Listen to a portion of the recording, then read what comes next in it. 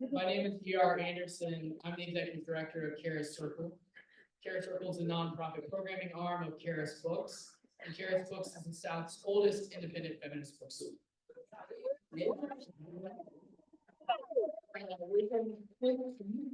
In November. Yes. On November 2nd, you can join us at our birthday party, which is themed around Octavia Butler's invocation to take root among the stars. Yeah.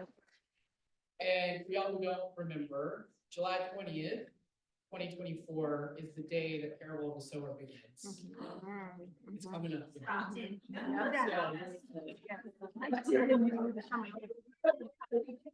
I'm pretty scared.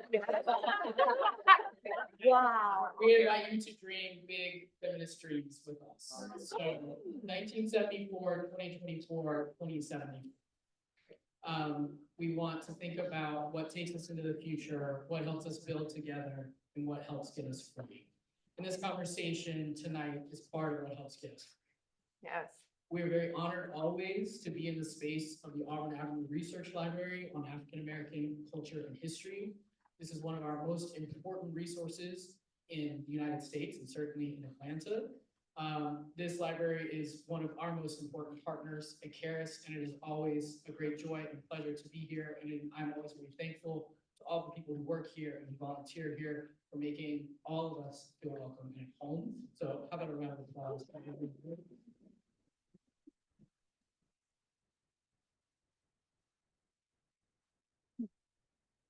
Never been to check out the collection, please do. It's amazing, and you'll learn so much about our collective histories. But the people that you are here to hear tonight probably need no introduction to y'all, but I am tasked with the pleasure of offering an introduction anyway. I'm first going to introduce Alicia Garza to you. Alicia Garza is our conversation partner tonight, an interviewer, and how lucky we are for that. We are also claiming Alicia Garza as an Atlantan. Alicia believes that Black communities deserve what all communities deserve, to be powerful in every aspect of their lives. An author, political strategist, organizer, and cheeseburger enthusiast, Alicia founded the Black Futures Lab in 2018 to make Black communities powerful in politics. In 2023, the Black Futures Lab conducted the Black Census Project, the largest survey of Black communities in U.S. history. Alicia is the co-creator of #BlackLivesMatter, and the Black Lives Matter Global Network, an international organizing project to end state violence and oppression against Black people. The Black Lives Matter Global Network now has 40 chapters in 4 countries. She currently serves as the Senior Vice President for Movement Infrastructure and Explorations at the JPB Foundation. She is the co-founder of Supermajority, a new home for women's activism, and is senior advisor to the president of the National Domestic Workers Alliance. She has been honored and published in more places than you can count, so I'm not going to read them all, but you should look it up because it's always important to give people their flowers. And her first book, The Purpose of Power, How We Come Together When We Fall Apart, was released October 20th, 2020 from One World, which is a Penguin Random House in print. It is an amazing book. She shares her thoughts on politics and pop culture on her podcast, Lady Don't Take No. Alicia warns you, hashtags don't start movements, people do. So put your hands together for Alicia.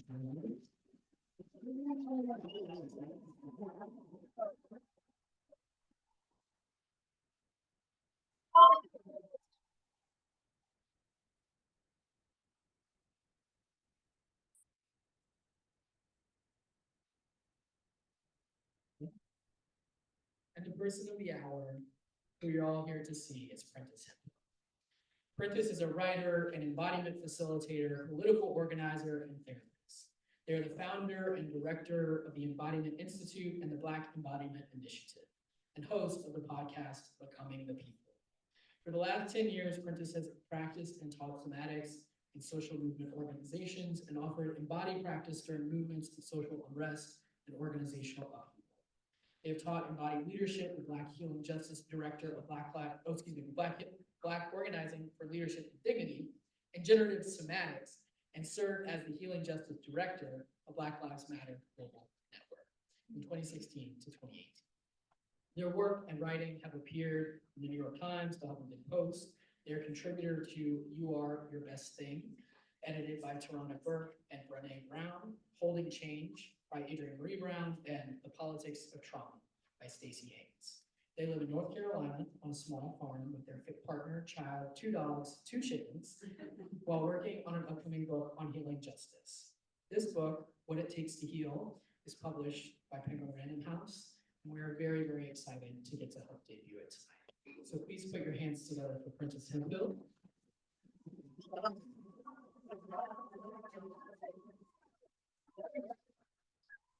Our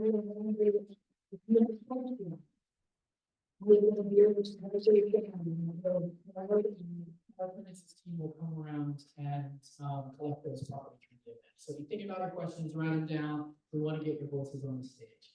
Without further ado, please celebrate Prentis Hemphill.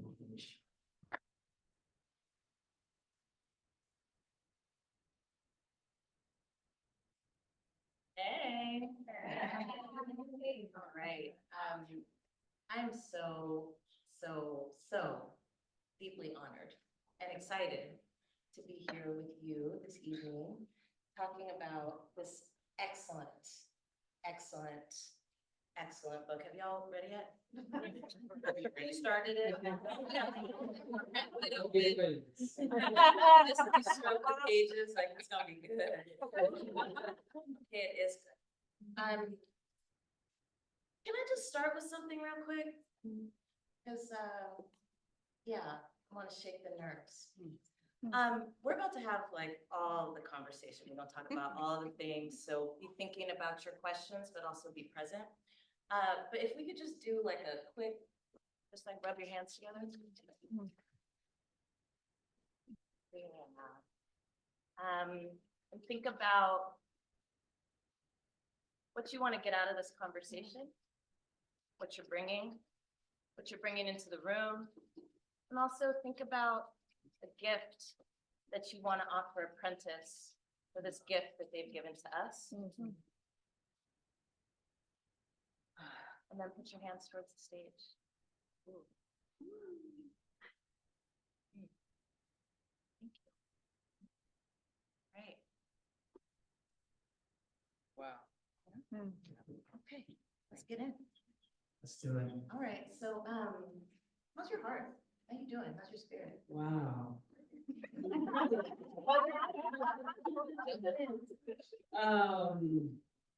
So cool and changing.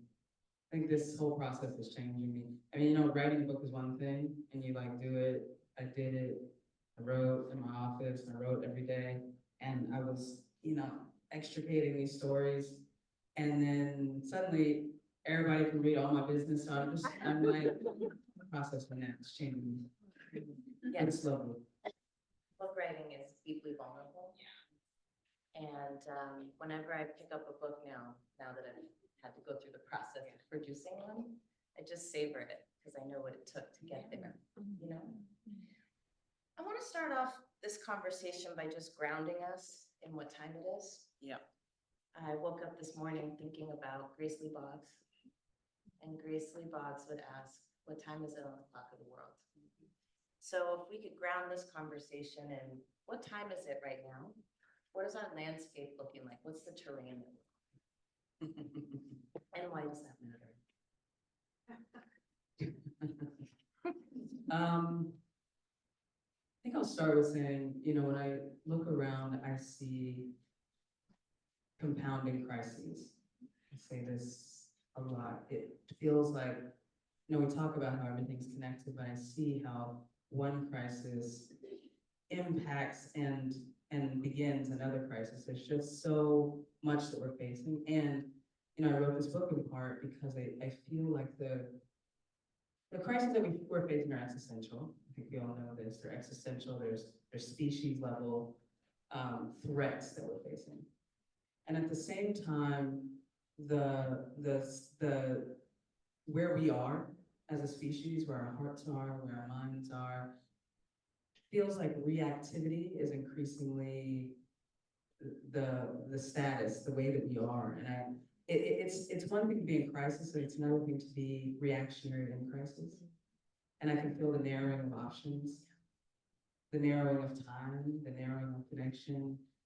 There's just so much, it feels narrowing. I remember years ago, I was spending time with Dean Spade, who's an organizer and lawyer, and he was saying to me, I think this time that we're entering, this was probably 10 years ago, it's like, I'm calling it the narrowing.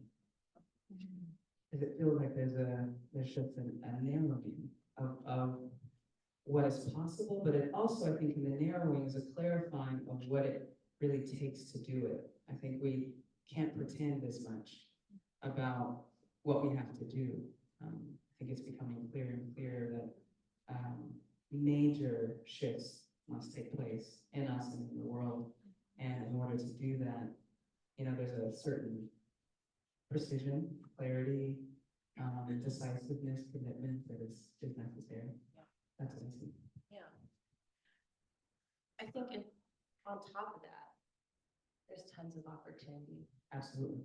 So, you know, in our training, folks will tell you that, well, folks have told us before, right? That you just have to let things fall apart, and then that's when you step in. And I don't believe that. Yeah. Right? I can't live that way.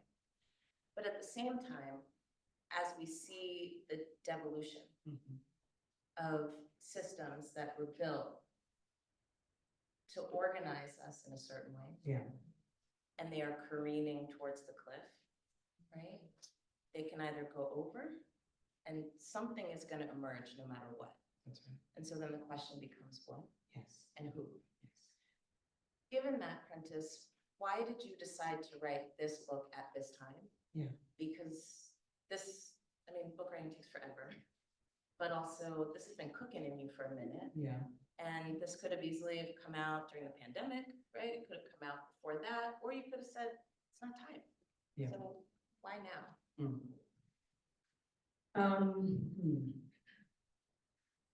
I think to some degree that the opportunity that you're talking about, I think it's available to us the more that we are present. I think, you know, the thing about being reactive or reactionary, there's such a limit to the options that we can perceive or reactive. One of my embodiment teachers would say, relaxed body is the most powerful body that we have. And it's because if you are tense or if you're preparing to take a particular action, there's a limit to what you can do. You can only, if I'm preparing to fight all the time, I'm probably gonna fight. I can move my body in a certain set of ways. But if I'm actually relaxed and open, I can move in a whole lot of different ways. I can perceive movements, do different combinations of things, the more I'm able to relax and perceive and be open to what it is.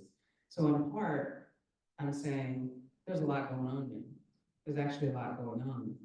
But if we meet it with center, with ground, with connection, I think more is possible than we think there is. So in part, there's that.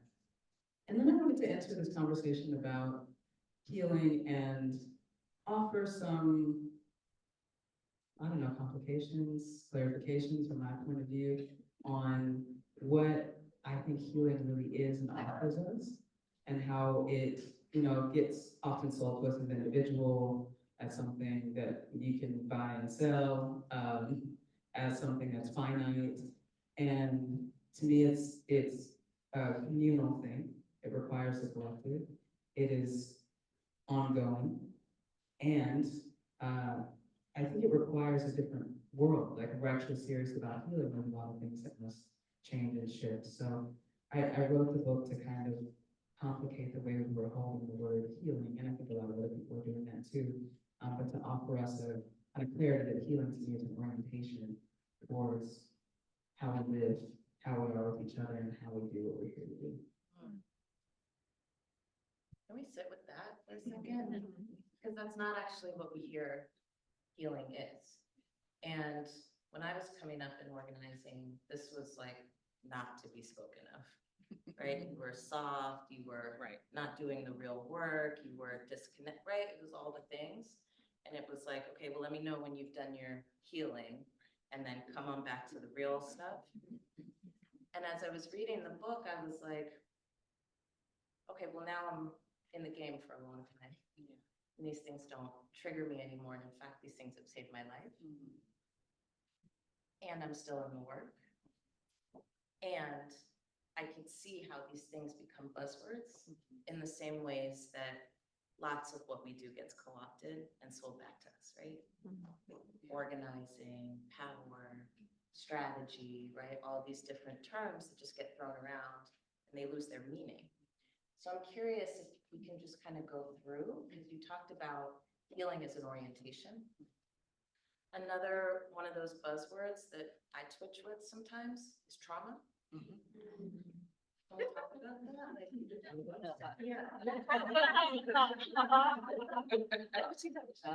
What makes you twitch? It's overused. It's overused. It's lost its meaning in some way. Everything is traumatizing, Sure. which means that nothing is trauma, Yeah. right? You know, I think this word is both underused and overused in a way. Yep. And maybe it's a question to me about precision, you know, or something. I think what trauma clarifies for me is how the past invades the present, in part. It's like how what we've experienced carries into this moment. How I can be arguing with you, but I'm actually arguing with somebody from my past, my mom, my sister, whoever it is. I can actually be out of time. And when we talk about the options, the opportunities that are available to us, those are available to us. We can perceive them through presence, through actually being here in this time. So partly for me, healing is about entering into this time with as much of you as possible. You know, because some of you may have heard me say this before. I've worked with people and I'll say, you know, your shoulder can be in 1995. Your jaw clenching might be from 2001. And with that comes certain beliefs, certain understandings, certain ways of being in relationships, certain moods. And it can keep you from entering into this moment and being able to perceive this moment. So I think trauma is really useful in understanding that. I think the other piece is that we actually underuse the word when we talk about collective trauma. And I was writing something earlier today about the force. It's almost like a collective trauma is to me like a natural disaster that happens, that humans create. And it's something that persists through time. So a catastrophic event or multiple catastrophes can happen and they will persist on in people, in culture, in ways of being with each other. And if we don't, as a society, create spaces to address that, we end up running from it or replicating it or some combination of the two. So I also feel you on how we overuse trauma. We use it in a way that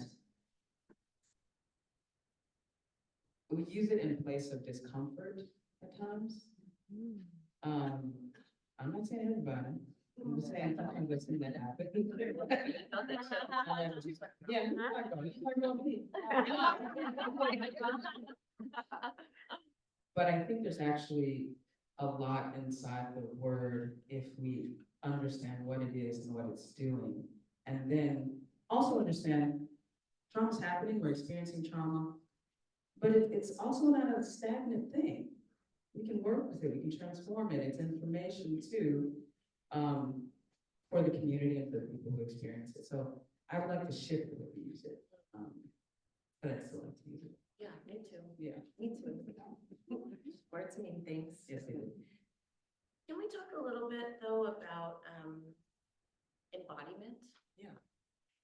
One of the things I was struck by in the way that you offered this gift is how you layer for us, right? Layer for us. So first it's like, why heal? And we're gonna come back to that. Then it's like, let's talk about these things that get in the way. Yeah. And then let's talk about these things that we need in order to have a personal and collective shape. Yeah. That brings us closer to our freedom. Yeah. See, I told you I read the. Yeah. So it was highlighted, the dog here. Actually, so I want to get into embodiment. Yeah. So that we can use this in the same way that we understand just like what it means to be ourselves. Yeah. I would love embodiment not to be one of those catchy words that nobody knows what it means. Yeah. But something that lives in us in a real way. That's So right. can you talk about embodiment? Yeah, and it's like, it's such a simple thing.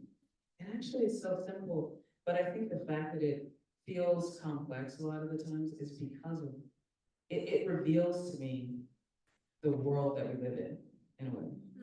What we've gone through, that it feels like a complex thing. Partially from the embodiment is being seated in yourself, is living from yourself. And to acknowledge, to respond with, to be honest about what you feel, what's moving in you, to be aware that you are feeling. And I think the challenge of this time is that we've lived in a paradigm inside of so many structures that require our non-feeling.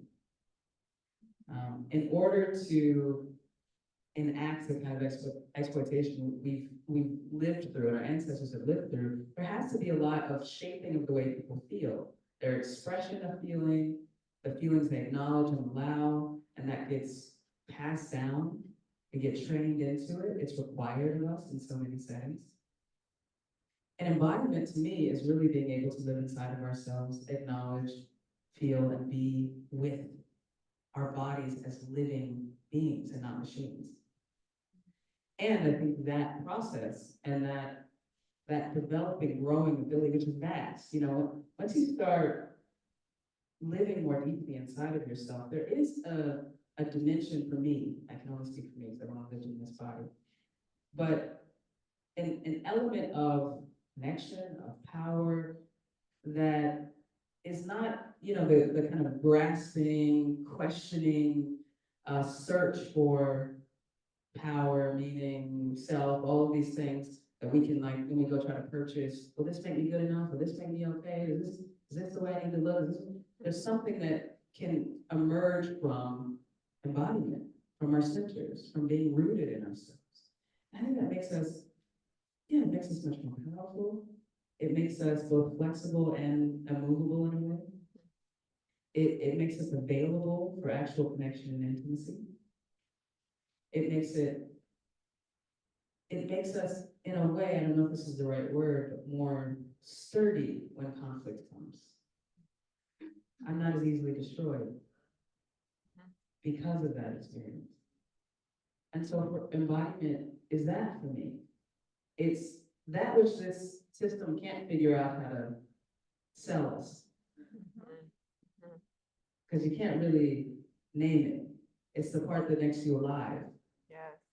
And that being the place where you dwell, where you come from. That to me is embodiment. I could also be more specific, but I think you can feel me more. That way. Embodiment is winning. Yeah.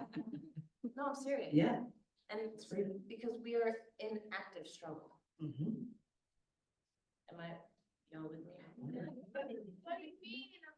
We're in active struggle. So, we have a government that is transforming into authoritarianism, right? Led by fascism. Okay? And really the difference between those two, right, is under fascism, racism leads. Mm-hmm. And then authoritarianism is really just like the consolidation of power in less people, with some other things, including political violence as a tool, right? When I say embodiment is winning, I've said before, like, I want to be the last one standing, right? I want to be like the roach that you can't kill, right? Raid, don't do it. Orchid, don't do it. It's just stay out here, right? Yeah. But I want to amend that because I actually don't want to be the last one standing. I want us Yes. Yes. to withstand the pressure that is coming. Yeah. And thrive in spite of it. And so much so that we dissipate it and transform it into something else. Yeah. Okay, that's my vision. And so when I say embodiment is winning, that's what I mean. Yeah. It's our ability to withstand pressure, and there's a lot of pressure, and it's going to get worse. Can I just add to that? I think Please. I love that embodiment is winning because that feels so true to me. You know, I say like, what good is freedom if you can't feel it? Right. You know? And I think embodiment is also remembering who you are. Yes. It's like remembering who you actually are, what power you actually have. And not, you know, when we talk about these regimes that are so prescriptive, I mean, they have a design on your life. They have a design on your internal life too. This is how I want you to feel. This is how you must feel about yourself and about others. To me, an embodiment is remembering who we are, which makes all of this more possible. That's right. And is in direct opposition to systems that function solely on amnesia. Yeah, exactly. Right? Right. So I want to get into this question then of power and conflict. Because when I said we're in active struggle, y'all were like, I mean, do we have to be in struggle? Yes. Yes. We fight. Like, straight up, right? And we all do that in different ways, but we're not like, okay, well, just come and sit next to me. Fascism, cool. Right. No, we're in struggle. And the thing that transforms our landscape is power. Yes. And I was so deeply grateful that you said that. Well, you taught me that. Well, no, we Yeah, learned it together. But I don't think we come back to it enough. Yeah. And so I want to just ground us actually, because we're in a moment, in a critical state that is going to help determine the future of this nation. And there's a lot of us right now that are like, I would like to check out. Yeah. I would like to not participate for valid and good and real reasons. And there are lots of us right now that are like, my participation won't do anything. Yeah. And you make some really salient points about why we do have power and why embodiment gets us closer to power, Yes. not just for ourselves, Yes. but collective power, which is the only thing that transforms systems. Yeah. So can we? We can.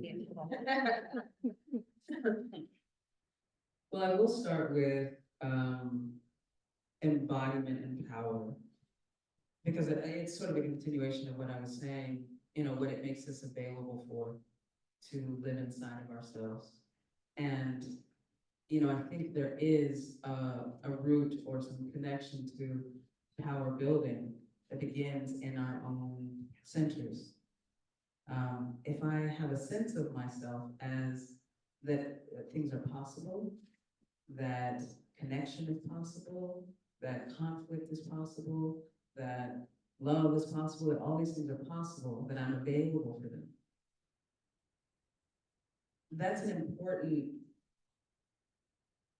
place to begin this kind of work of power building. Because when we don't have that, the way that we can fracture so easily, the way that we can break apart. So I think that embodiment is so key. And, you know, I think that there's, I think about it this way, and maybe this might actually be too simplistic, but we have to take on so much. You know, Alicia's talking about we're in struggle at so many places in our communities and the institutions, you know, on every level, there's some level of struggle. And I think about how on each level, more and more connection is necessary for us to actually transform the systems. Like you might be able to do something in your family as one person. You might. You can really do something if two of y'all, like, we want to adjust something. Something needs to change and shift, right? You might be able to do something in your school as 3 people. But as 20 who are connected, you can do a whole lot more. And I also think it's, it's no accident that that kind of connection is becoming harder and harder to come by. That more and more people are experiencing isolation. And I think isolation it's an incredibly painful thing, and it's an incredibly dangerous thing to the collective. It's so much easier to be manipulated into a kind of flimsy belonging, a useful belonging to somebody else when you are isolated, and we are increasingly isolated. And it's dangerous. And it makes it really hard to build power, to do things, because we cannot make connection. So I think it's so necessary. We talked about healing. There is an internal component for us to face the things that are here. And also, if conditions persist, it gives us no room to heal. And conditions will only change when we build power together to change the things that are harming us. So I think it's a really interwoven, it's a dance, that we have to do. There are multiple dimensions that are active right now. And I do feel hopeful. I feel hopeful because we sold this thing out tonight. Hey. You know what I'm saying? I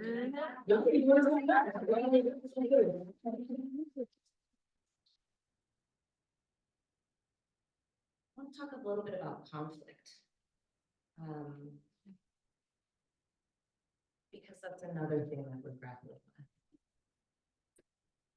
Prentis and I had the pleasure and the pain, right, of building a plane while trying to fly it and being hit by a fire from friends and foes.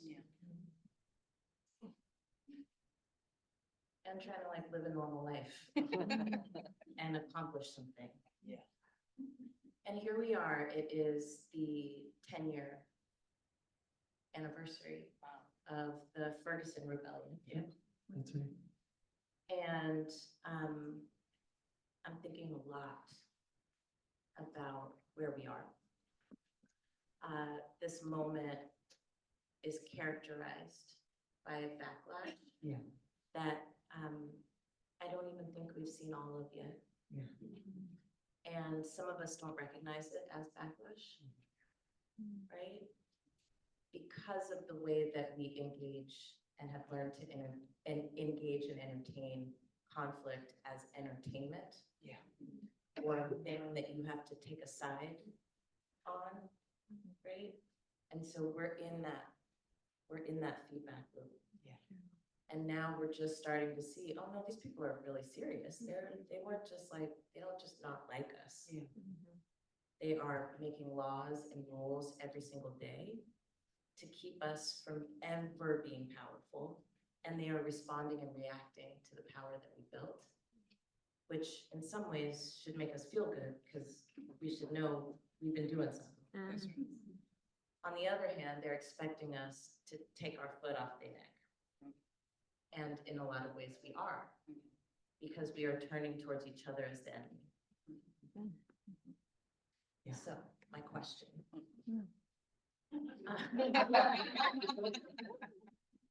You so beautifully outline all of the places in which there is opportunity in conflict. And you make a very important point that I think gets overlooked a lot, which is that conflict is natural and necessary. There is no place that is conflict-free. You will not find it. There is no greener grass. Conflict is endemic to humans that are trying to accomplish something together that we haven't done before. That's right. And just like humans that are trying to live in the world together, we all have it. And tools. Like, can you give us the answer? So how can we look at the opportunity in conflict in this moment where we see our organizations breaking down from the inside? Yeah. We see our vehicles, our communities breaking down from the inside. How can we fortify Mhm. and make resilient, Mhm. right? Our containers Mhm. that we need to withstand that pressure we talked about earlier. Mhm. This is what I want to say. Mhm.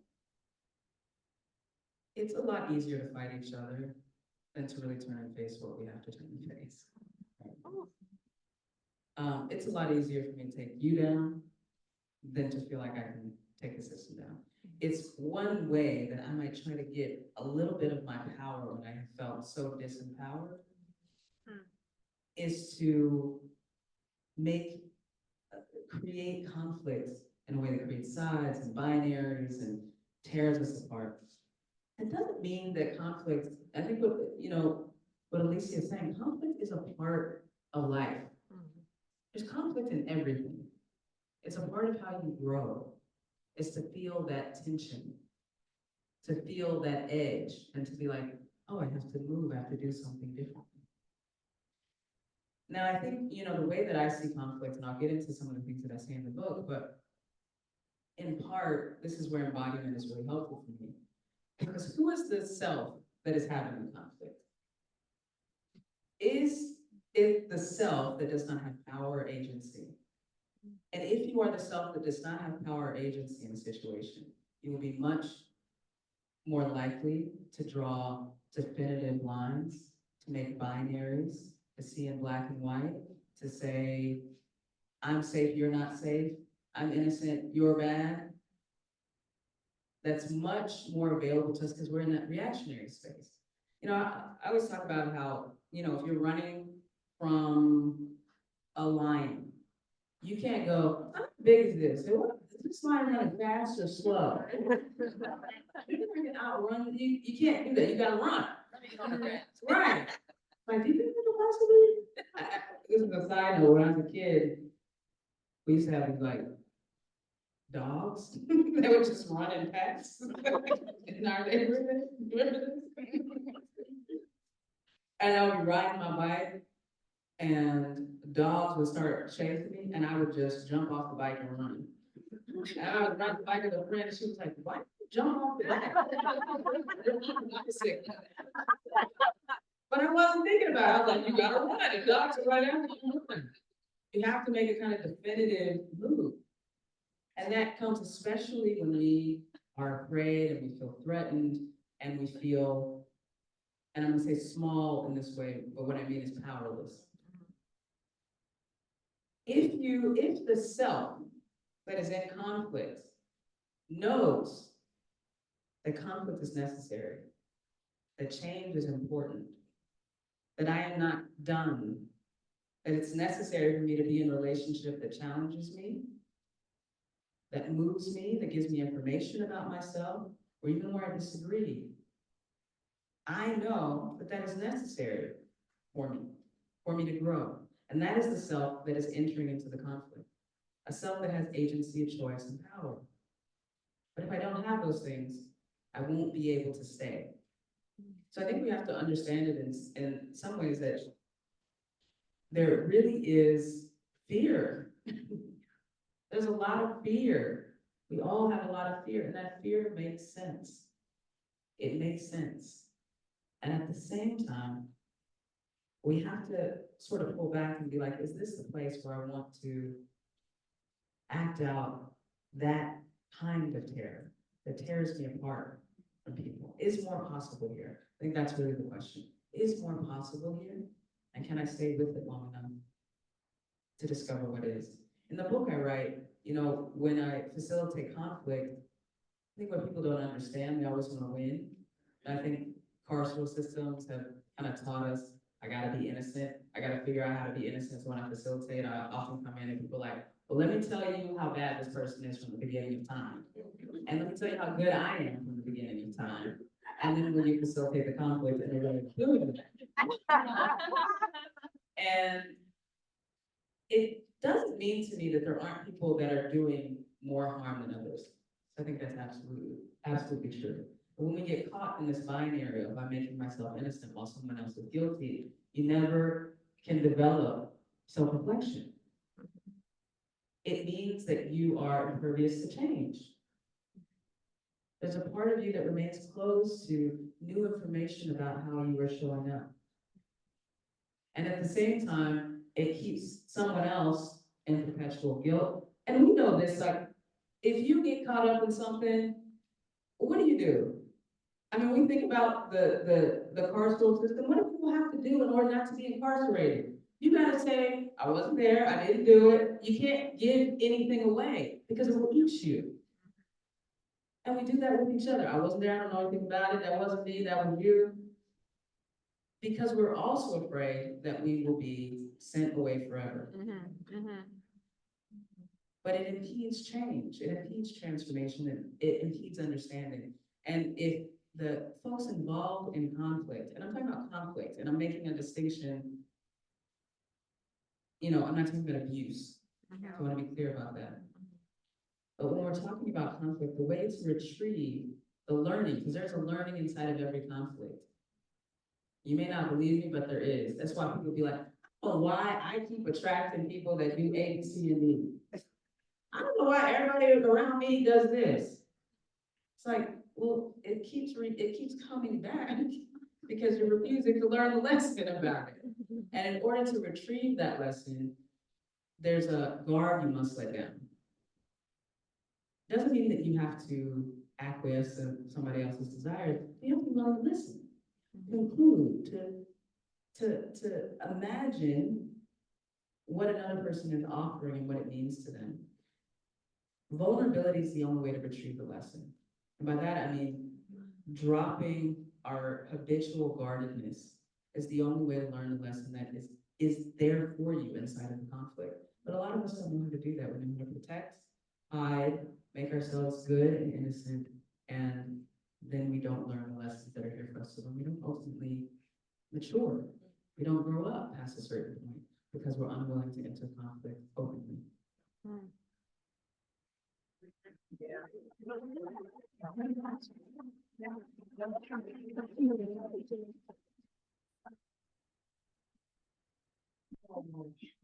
I have so many more. But as I'm getting my stuff together, y'all get yourself together too. Cards are about to start coming around. If you got questions, I'll put them on the cards. We're gonna do the thing. It's gonna be a thing. Okay. You said in here that Malidoma Patrice Sommet, the late spiritual teacher and author, once said of conflict that it is the nature of a relationship asking to deepen. Yeah. I have been sitting with this all day. That is so profound and honest. So much of conflict is longing. And in this practice, we ask ourselves, what do you long for? And then we dare ourselves to answer honestly. And that takes courage. And you have a whole excellent chapter on courage. And what I appreciated about it, Prentis, is that you unmasked the fact that we're all scared shitless. Yeah.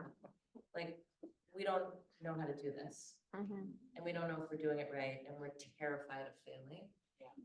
And the thing is we fail. We fail. And in the tech sector, they tell you, well, fail fast so you can get to the next thing. And I've been holding that, right? Like, yeah, fail fast. Fail fast. Let's not like get stuck in the shame of failing. There's actually no shame in failing. Yes. Because it's an opportunity to see what else is possible. I'm wondering if we can talk a little bit about another thing that I think is also related to longing, which is grief. We have lost people. We are losing people. We have had people disappeared. We are dealing with multiple layers of grief at every given moment. And yet you make the argument that it is possible to be grieving, to hold trauma, and to work for change. and it's simple but profound. So I'm wondering if we can weave some of those things in, like, how, do you recognize the grief that is in our movement? Absolutely. And how do you see it moving? And what can we do with it? We're not trying to get rid of it necessarily, it's there. Yeah. But what should we do with that? Well, one, know that it's there. You know, I think sometimes it can, you know, living in a society that is like anti-healing of all sorts, and in particular has criminalized grief, criminalized our grief, because of what it can unsettle and because of what it can empower in us. It can't be acceptable for us to grieve, and also the whole dehumanizing project too, not to allow us to grieve. And for us to try to figure out ways to hide it, stuff it, numb it. But I think movement in a way, I mean, I think part of it is people bringing some of that grief somewhere to make meaning of it. And I think it's a very appropriate place, because I think our grief has a lot to teach us about the reality of things. It has a lot to teach us about love. That we love, who we love, what love propels, how love changes us. So I think grief is this incredibly powerful force that has been stifled in our society, but also stifled, I think we've accepted that stuff. We've accepted that, you know, it can be there. In a way, it can kind of quietly motivate your work, but we're not making space for it. We're not making ritual for it, the collective grief. But I think as a species, for most of our existence, we made space for grief. We made space for all kinds of transitions, really.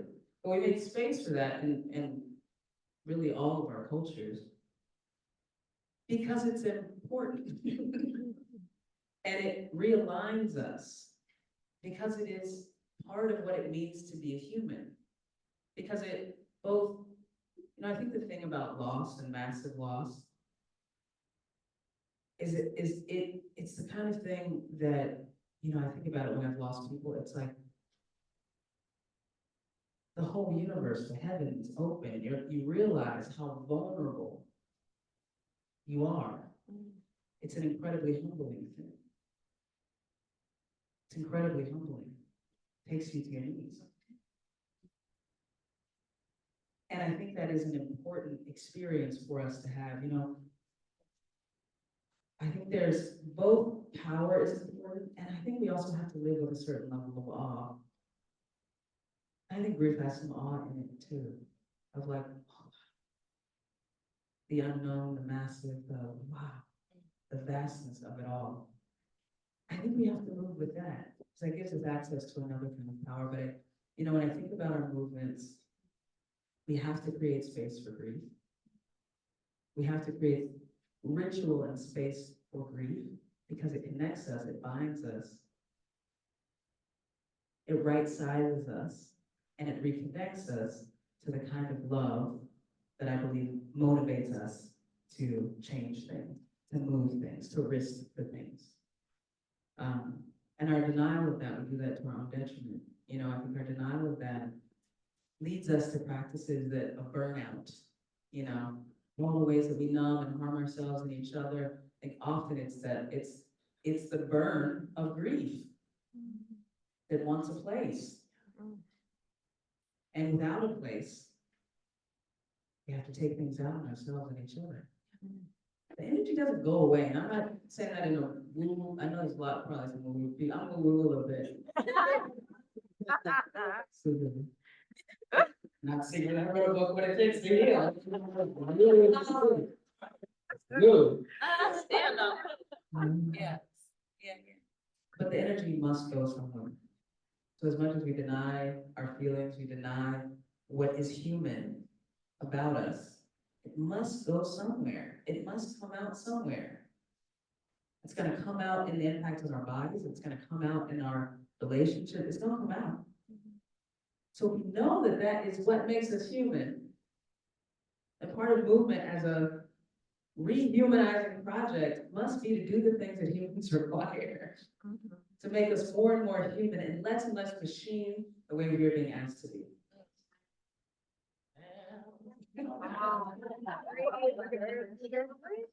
So of course, I saved the best question. Okay. And y'all are getting your questions together, right? Good. So, I want to read, I know, it is highlighted and stuff. I'm really not playing.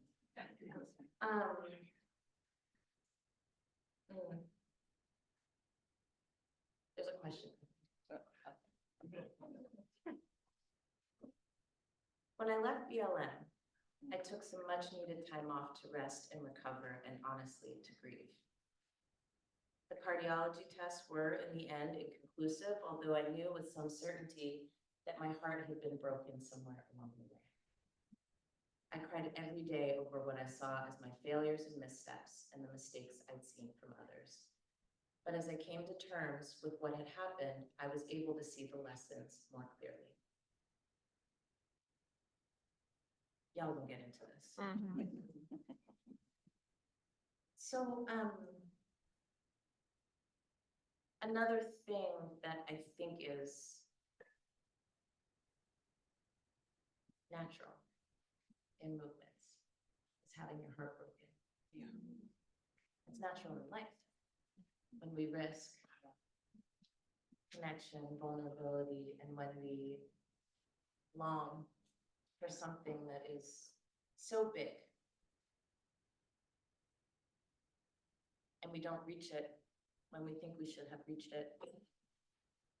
We don't get there the way we think we should have got there. Feels sometimes like it's farther and farther away, and then we get pulled in many, many, many different directions. And then there comes a time when we just can't do it anymore, right? Your heart breaks. We have so much more conversation to have about heartbreaking. But I can say there are lessons in what it takes to put your heart back together. Yeah. I've had to do it a million times. Yeah. Because I'm committed to this. Yeah. For me. Yeah. For you. Yeah. For us. And so if we know that having your heart broken in life is something that will happen when you risk, then we can metabolize, right? What we take and what we leave behind. We are here in the home and in the cradle, right? Of the movement whose shoulders we stand on. And it's not lost on me that the generation before us had their hearts broken too. Linda Burnham said to me in the best ever podcast episode with her, but she'd never done a podcast before, which is kind of awesome. And I asked her, I said, what did you do when the state started to crack down, when our friends and family members were strung out on various things because war on drugs? What did you do? You thought revolution was around the corner, and it turned out the state was around the corner, ready to smash what she was doing. And she said to me, which I carry with me every single day, she said, well, all we could do was leave breadcrumbs in the forest and hope that you would find us. Oh, wow. Oh. Yes. So in thinking about the last 10 years, I have thought about that elder wisdom, especially as I approach a bigger age than I was when all that started. I was 33. Yeah. And I thought I knew everything. I know nothing. And I love that. Think a lot about what kind of breadcrumbs I want to leave. Yes. And how to stay present for people who are coming in and trying to figure out a way to stay in. And so I'm wondering, in your metabolism of the grief, in the seaming of your heart back together, are there any breadcrumbs that you would want to leave us here? Yes. And I just want to say, you know, you all come tonight and you see me and Alicia on a stage tonight. This is really important. And it's really powerful. It's really tender. And I think that, you know, it's just such a funny thing. You can sit on a stage and we can ask questions and we can write poetry.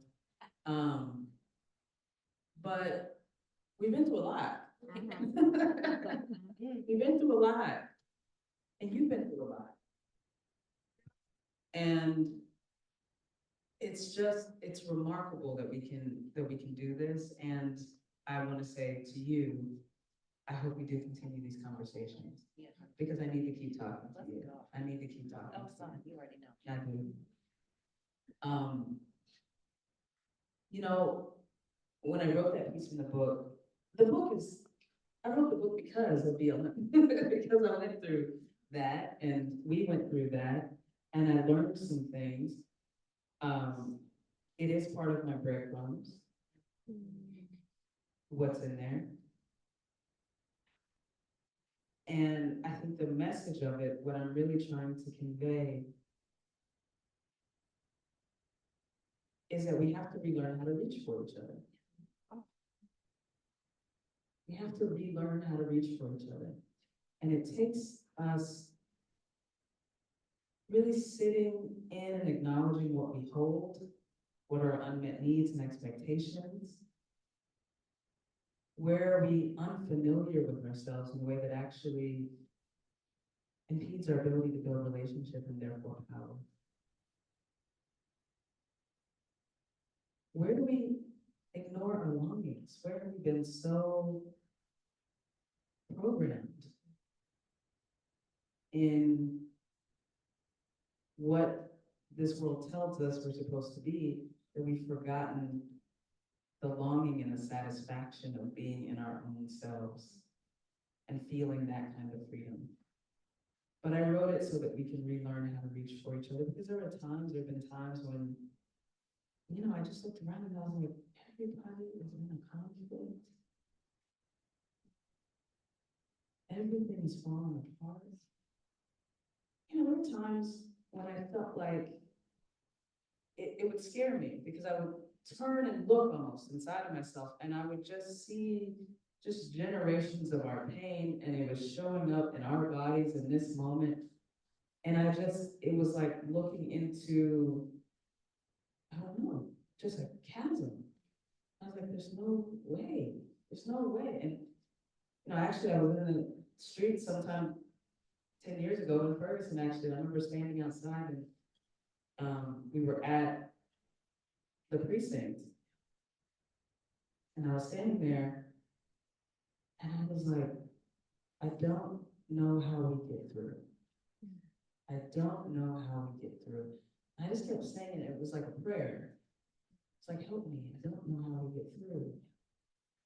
And I heard a voice, felt a feeling, said a thing to myself, whatever meaning we want to make of it. But it was like, in asking the question, you're on the path. You're a part of it. You stumbled on this question. Stay with the question. That's the beginning. And there are other people that are meeting this question somewhere else. So you meet them along the way.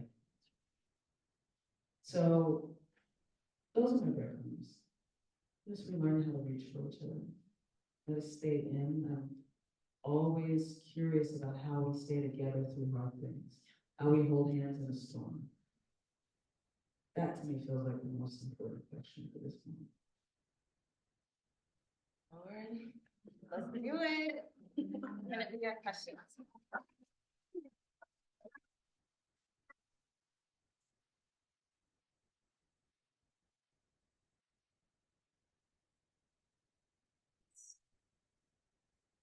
Beautiful and important. And the right question. Okay. Uh-huh. What's been the cost of writing this book? Oh, Lord. Oh.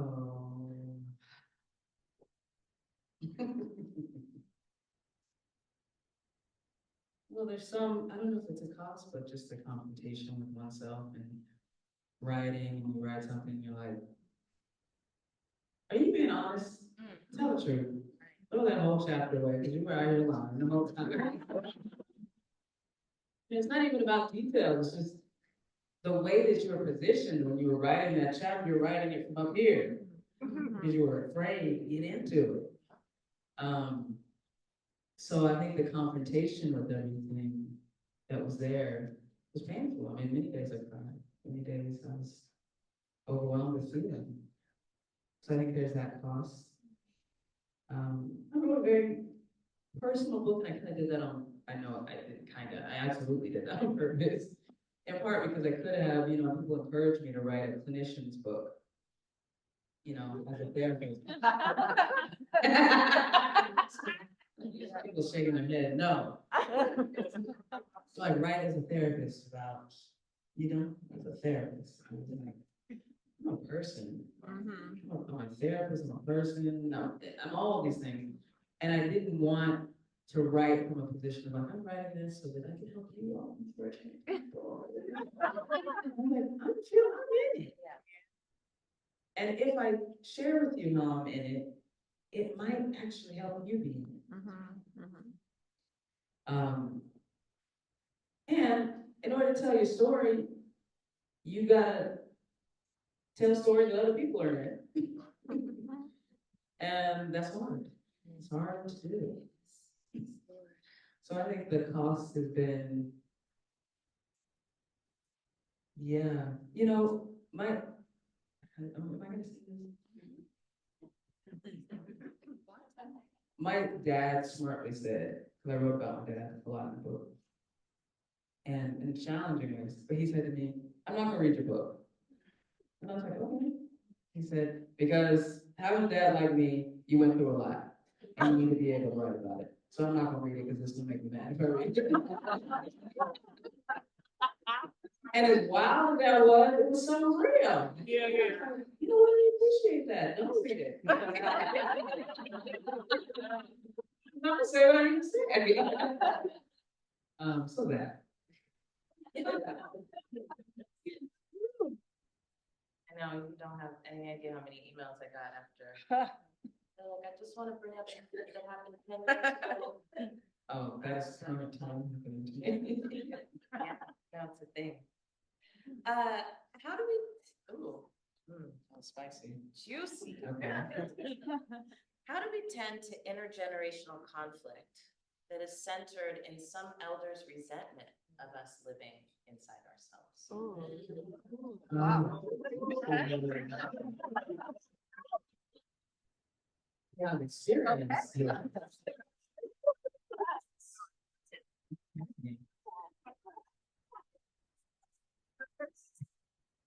I think this is a really important question, and a really important, the generational piece is something that we really have to tend to. I always joke because, well, it's not, okay. I feel like people often reach for ancestors, which is so important, but we skip right over elders. What type of ancestors are you? I'm talking these elders.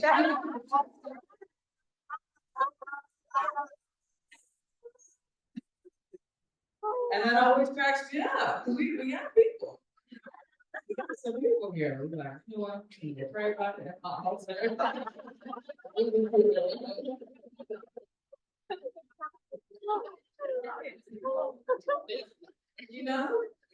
have elders in pain.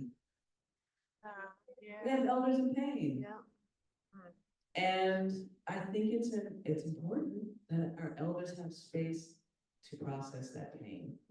And yes, there are people that are resistant, like, don't do that, all that healing stuff. But we also have some elders that know what time it is and understand this and can lead the way.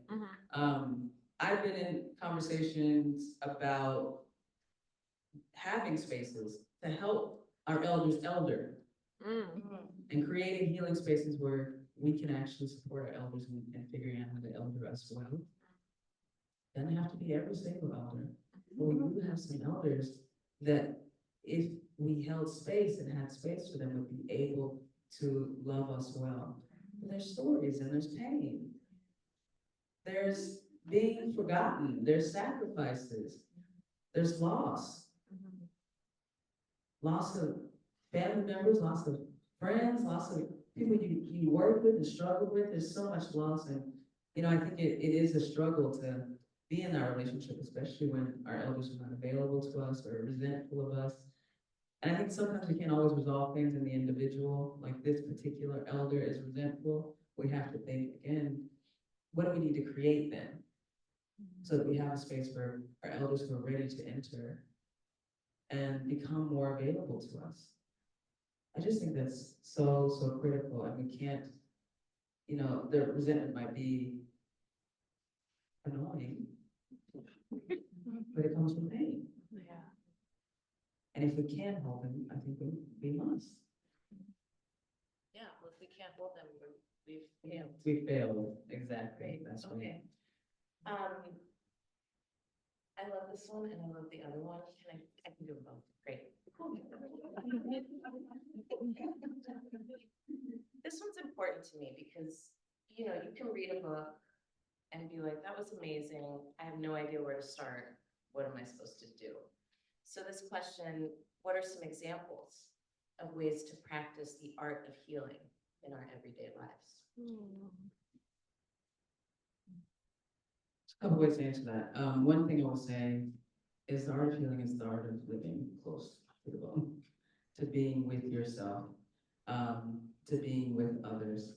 And I think you can practice that with any practice that's going to bring you into deeper connection with yourself. It can be somatics or whatever, any kind of embodiment practice that returns you into relationship with yourself. A lot of us have abandoned ourselves. Wait, when you tell the love song story, it's my favorite. Oh, okay. People may have heard it, but years ago I was working on my own commitment to give and receive love, to let love flow through me. There were a lot of blocks to my love, to being receptive to love, to expressing love. And one of the practices that I came up with and then offered to folks that I worked with in therapeutic sense was I started singing myself love songs. And it was really hard because a lot of love songs are about, I'm gonna love you no matter what you do, and you can, act wild and mess up and steal all my money and I'm still gonna love you. There's a lot of songs like that. But there's not a lot of songs that are like, I'm gonna love myself when I fail and make mistakes. I'm gonna love myself just because. It's really, really, really hard to find songs like that. So I repurposed Whitney Houston's whole catalog. It was love songs to myself, and I sang them, and at first it was like, I was kind of joking, I was singing those songs to myself. But then I started just like really envisioning myself as I was singing, saving all my love for you. I was just like, run to you. I was singing to myself. I was running to myself, and I was really doing it. And it started to shift something in me. It actually started to change something in me to sing those songs to myself. I was like, oh, dang. Sing those words. So I gave that assignment to a lot of folks that work with. They were like, no, that surprisingly really works. So get creative. Get creative. And also, one of the things, interventions we're doing through my organization, the Embodiment Institute, is that we want to create what we're calling a healing home. It's adjacent to a political home, but a space of politicized healing where we can do our work together. We can learn to reconnect to each other and then take that into the work that we do in the world. So I think there's spaces like that are opening up where people are saying, come here to do this, come here to practice. And if you can get over that initial, yikes, I'm gonna go do healing work with people and stay in a little bit longer, I think there's a lot for us. All right, we're gonna end with this question, and it is. Thank you for this question. In light of the truth of so much of conflict is longing, what do you long for? Oh. Oh, y'all thought that was sweet. That was like, oh, damn, that's your first one. Let's see. What do I long for? I would say I have a lot of satisfaction in my life, which is, I don't know if people say that. I feel actually really satisfied in a lot of fronts. I have a lot of love in my life. I feel expressed. I long for more of that. I long for more love, more friendship across age, across time in that way. I long for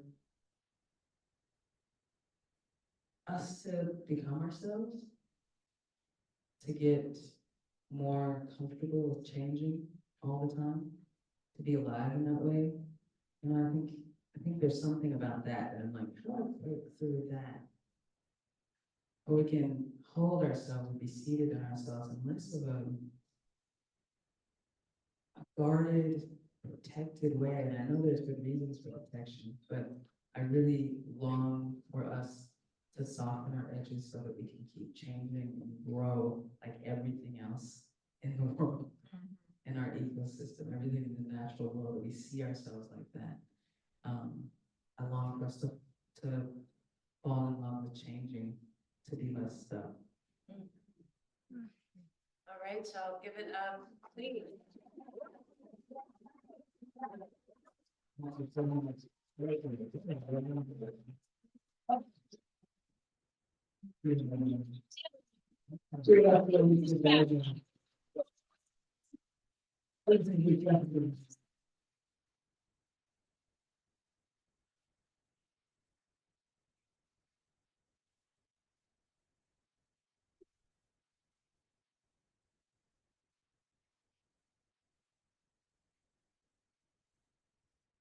Everybody